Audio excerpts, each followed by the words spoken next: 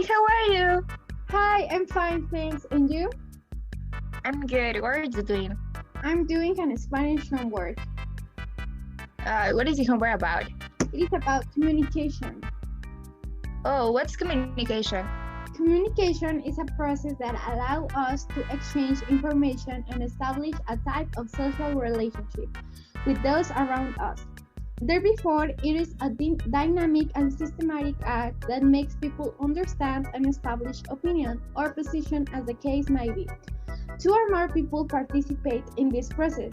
There is an issuer and a receiver capable of sending, decoding, and interpreting the codes exchanged between the two. Oh, now I remember about that. The communication act is a very important process through which people can share information, right? Opinions, feelings, experience, and knowledge. Therefore, it's a vital action that allows us to satisfy the need human to communicate by making use of oral, writing, gestures, or sounds in the language. What are the ways that we can communicate? At present, various communication channels have been deployed thanks to technological and scientific advance that even help those who have some type of visual, hearing, or oral disability so that they can communicate with others. What do you think these ways are important? Well, I think these ways are important in establishing human relationships that allow people to fulfill the objective of transmitting information or feeling, generating an action, among others. Hence, there are various channels such as the media and social networks which allow us to be in contact with others from stately. Do you have any other important facts? Yes, I have. It's important to know that communication between the intercourse should be developed in a current manner and respecting the rules of good speaker, good listening. In this way, you can achieve an assertive and effective communication. Oh, that's great. That can help me in my homework. I searched in Google about communication and I found that communication is a process of giving and receiving information through any channel. There may or not may be feedback, but there is always a message and an issuer or entity that issues it. Oh, I just Googled too and I found in a video. Let me share it.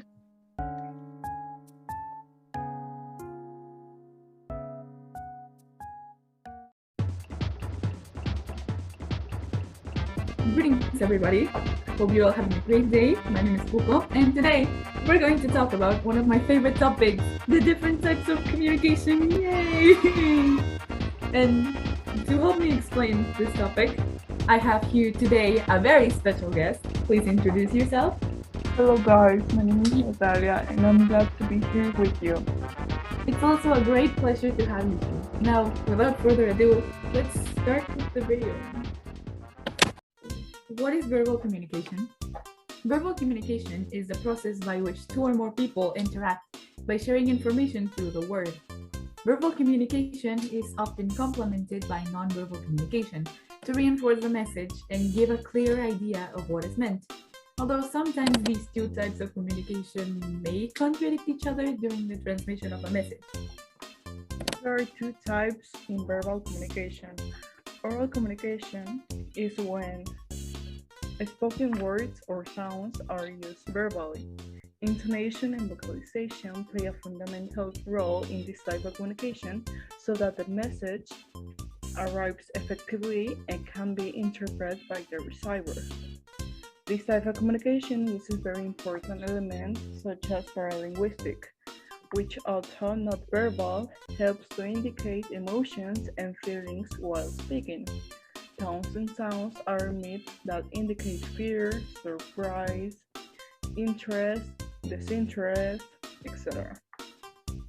Examples of oral communication is conversation between friends, a scream of surprise, or a phone ringing. Written communication. Written communication is run through written codes, obviously. Unlike oral communication, written communication can last over time. This causes the interaction with the receiver not to occur immediately. Written communication has developed over time with the creation of new media, and will constantly be evolving as science and technology continue to create new channels of communication. Some examples of written communication could be hieroglyphics, letters, emails, or chats. What is nonverbal communication? This is when messages are transmitted using non-linguistic signs. This is the oldest type of communication because it was the way people communicate when there was no language. Verbal messages can be transmitted unconsciously and perceived involuntarily. Nonverbal communication can become ambiguous because you cannot always control the meaning of what you say. In the same way, many times these messages are not interpreted correctly by the receiver. For this reason, nonverbal communication generally seeks to reinforce the message that is transmitted verbally. With this, the receiver can do better at decoding the message. Through written communication, nonverbal messages can also be transmitted when it's made of emojis or colors. Examples of nonverbal communication could be gestures, signs, facial and body expressions, posture, looks, physical appearance, or even colors. Verbal and nonverbal communication can be transmitted in different ways and for different purposes. Taking these criteria into account, they can be classified according to the relationship between the issuer and the receiver. Depending on the relationship between issuer and receiver, communication could either be unilateral, that means it takes place when the receiver is not also acting as the issuer, for example on road signs or on advertisements. Bilateral. It occurs when the issuer can also become a receiver. This happens in any conversation between two people. Depending on the media, communication could be audiovisual. That means it includes messages transmitted through traditional audiovisual media, such as cinema, radio, videos, or television. Print. This type of communication includes newspaper, magazine, pamphlets, trades, etc. And lastly, digital. Digital communication is possible thanks to technology, including emails, social networks such as Facebook or Instagram, and other platforms that allow the mass distribution of information, such as YouTube, podcast, or Blogspot. And that's it. That's the end of the video. Thank you so much for watching, and thank you, Nat, for being here. I hope you learned something new today, and I'll see you later. Bye!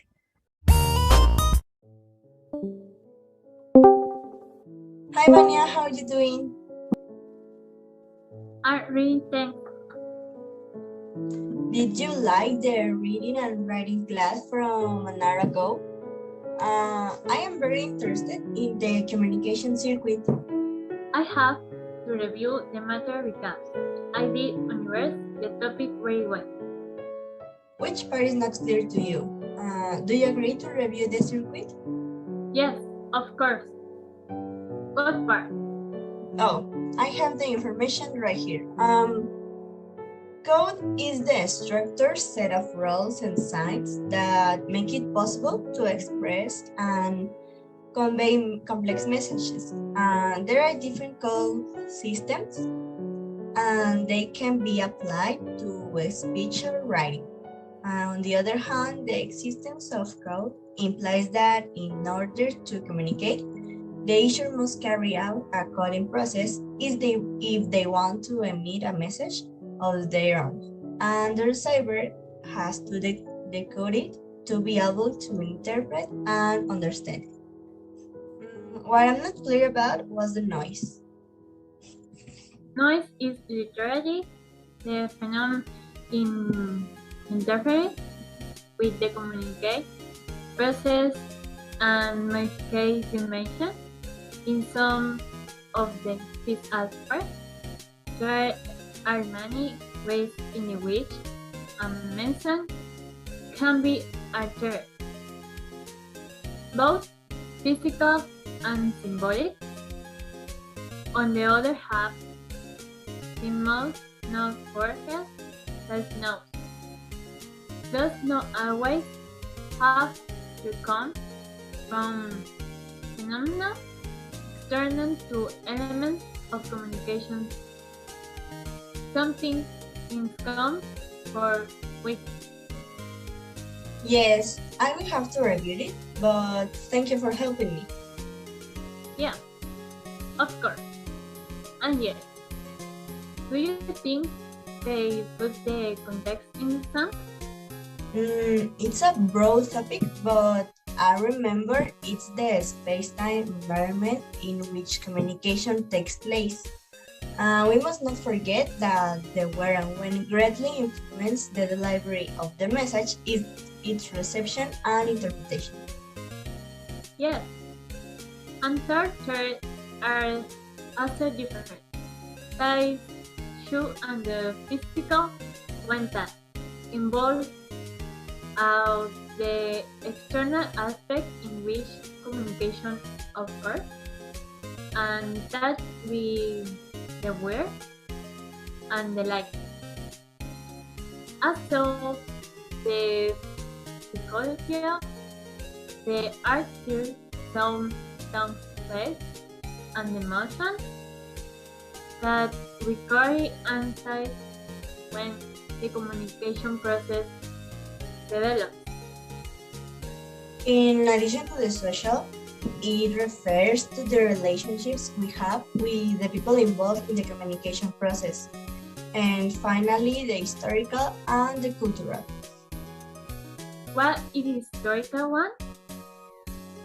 Antecedents or events that precede the process of communication.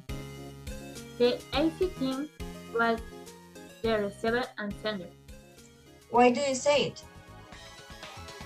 Because the sender is only the subject that triggers the communication process, the expression information, and the receiver is the subject with voluntary or involuntary receiver the emitting information.